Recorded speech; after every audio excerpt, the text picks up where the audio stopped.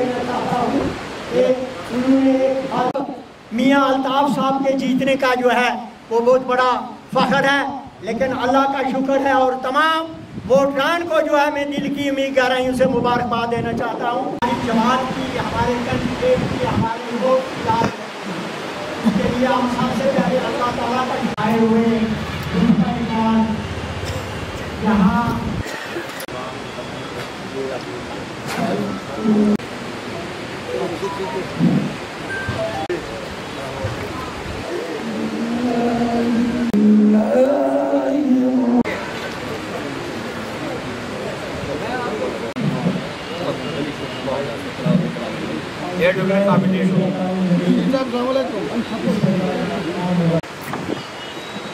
Hello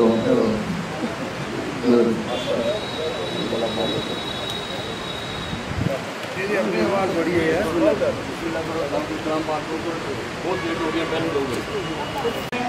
कोई पैसा बाकी पार्टियों ने एजेंटों के लिए हजार सबसे पहले मैं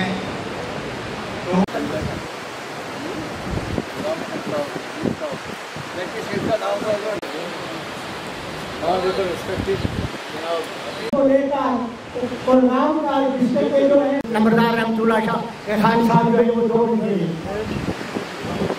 दीजिए। और दूसरे दिन जब मैं उनको बीजेपी के साथ जुड़ा हुआ देखता हूँ तो मुझे बड़ा अफसोस होता है कि कम से कम थोड़ी बहुत तो शर्म रखो, कम से कम थोड़ा बहुत तो लोगों में जाने के काबिल रहो। डीडीसी इलेक्शन में मैंने आपको कहा कि ये लोग बीजेपी की ABC टीम है, तो ये बड़े बड़े डंके की चोट पे कहते थे जनाब ये झूठ बोलते हैं, झूठ बोलते हैं, झूठ बोलते हैं।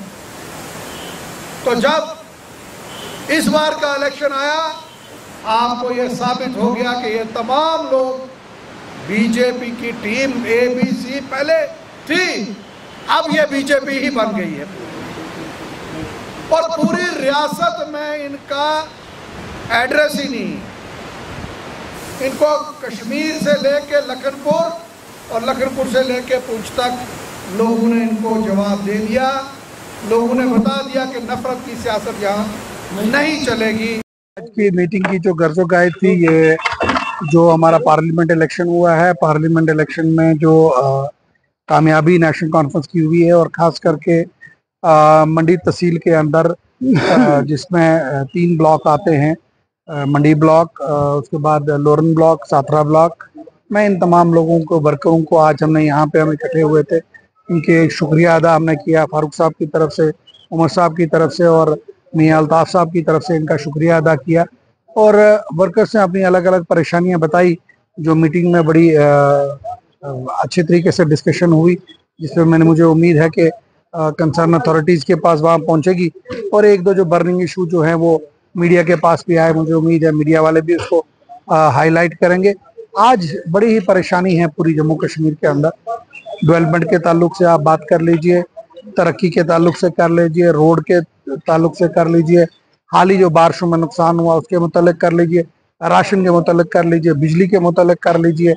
बुरा हाल है लोगों को बिजली मिल नहीं रही है, पानी जो है, पानी की इतनी मुश्किलात हैं।